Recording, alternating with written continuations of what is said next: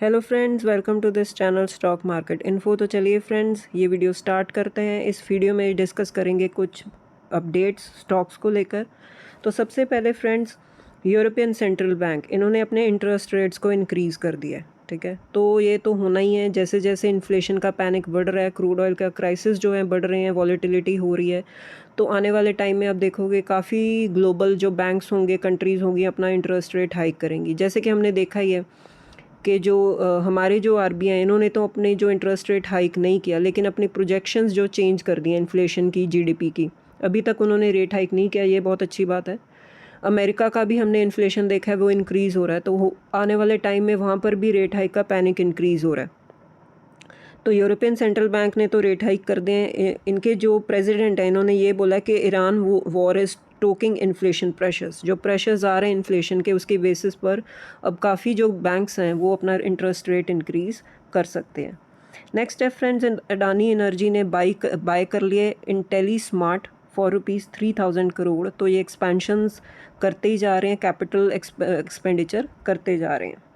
Next है friends, जो मैंने कल भी आपके साथ ये शेयर किया था कि गवर्नमेंट अभी एक टास्क फोर्स इस्टेब्लिश करेगी अपने फ्यूल रिज़र्व्स को इंक्रीज़ करने के लिए। जैसे कि हम रफली 60 to 70 डेज़ का जो क्रूड ऑयल का रिज़र्व मेंटेन करके रखते हैं, अब गवर्नमेंट चाहती है कि इसको 3 मंथ्स तक लेकर जाया जाए। ऑल इन ऑल 90 डेज़ तक हम रिज़र्व को स्टोर करके रखें, ताकि ये जो क्राइसिस हुआ है हमें आने वाले टाइम में थोड़ी जो दिक्कत हो रही है वो ना हो। इसके लिए इन्होंने एक टीम बनाई है जो ये एक एनालिसिस करेगी कि कितना खर्चा हो सकता है, फाइनेंशियल एक्सपेंडिचर, और प्राइवेट और पब्लिक सेक्टर में किस तरह की पार्टनरशिप होनी चाहिए, जो आगे आएंगे इसमें काम करेंगे। तो ये कुछ चीज़ें अब गवर्नमेंट इस चीज़ पर काम कर रही है, तो आप इस चीज़ को भी नोट करके चल सकते हो। नेक्स्ट है फ्रेंड्स, कंपनी है एजिस लॉजिस्टिक्स। ये आज बहुत ज़्यादा तेज़ भाग गई। क्यों? क्योंकि जेएम फाइनेंशियल ने इनके जो टारगेट्स हैं वो रेज़ कर दिए 50%। अगेन फ्रेंड्स, डिस्क्लेमर, किसी ने अगर टारगेट्स रेज़ कर दिए हैं, ठीक है, तो इसका मतलब ये नहीं है कि कंपनी में आप जंप करें और इन्वेस्टमेंट करें। आप अपना एनालिसिस, फाइनेंशियल एनालिसिस ज़रूर करें, फाइनेंशियल एडवाइज़र से कंसल्ट करें, फिर अपना डिसीजन लें।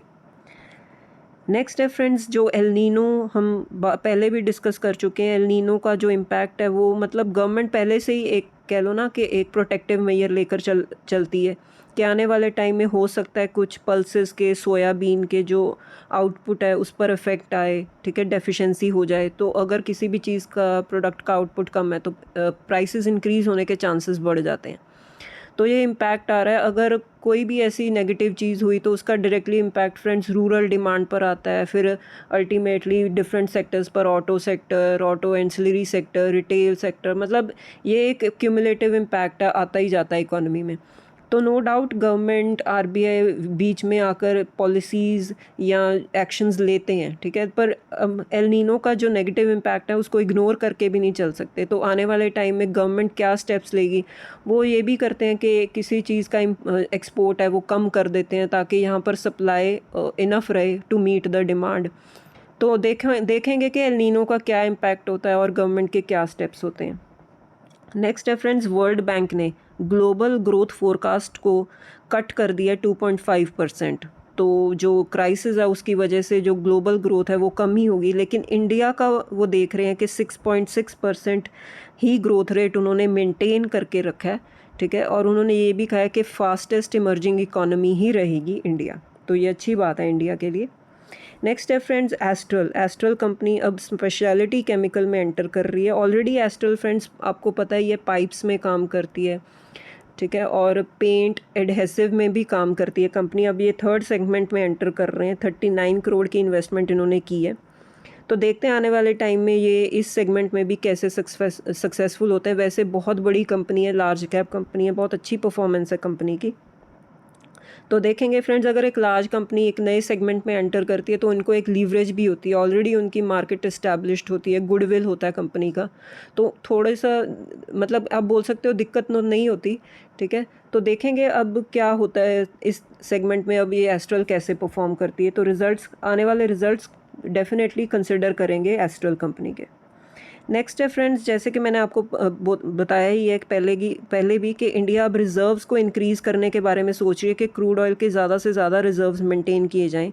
उसके लिए ये यूएई के साथ पार्टनरशिप करेंगे, ठीक है, सो दैट अपने जो स्टोरेज को ज़्यादा से ज़्यादा इंक्रीज़ करें और एनर्जी सप्लाई को भी सिक्योर करें, सेफली क्रूड ऑयल सप्लाई होता जाए। तो यूएई को देख रहे हैं for the supply of crude oil.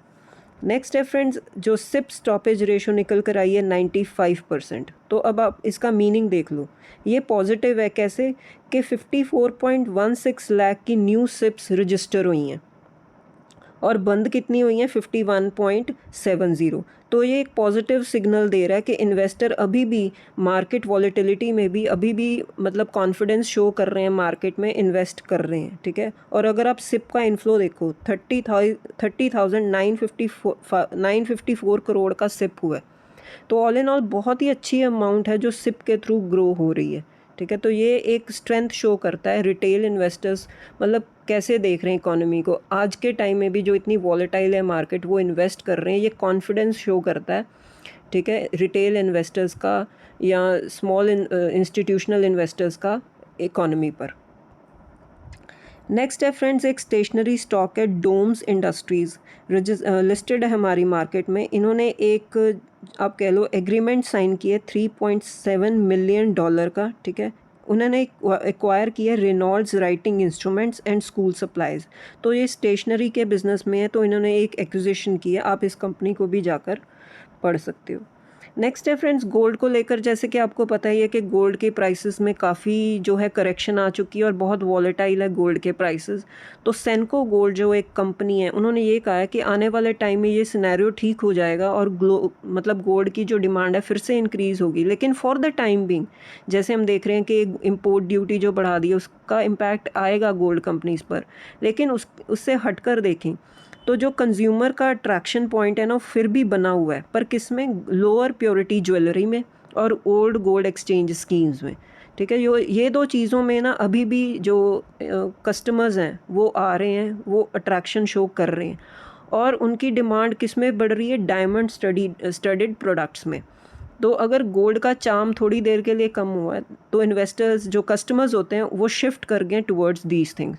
तो आप इसको भी नोट करके चल सकते हो, क्योंकि इसका इम्पैक्ट आप देखोगे कंपनी के रिजल्ट्स में, ठीक है। अगर गोल्ड की सेल में थोड़ा सा भी फ़र्क आया तो दूसरी जगह पर जो कस्टमर्स जिस पर इंटरेस्ट शो कर रहे हैं उसका इम्पैक्ट भी आप रिजल्ट्स पर देखोगे।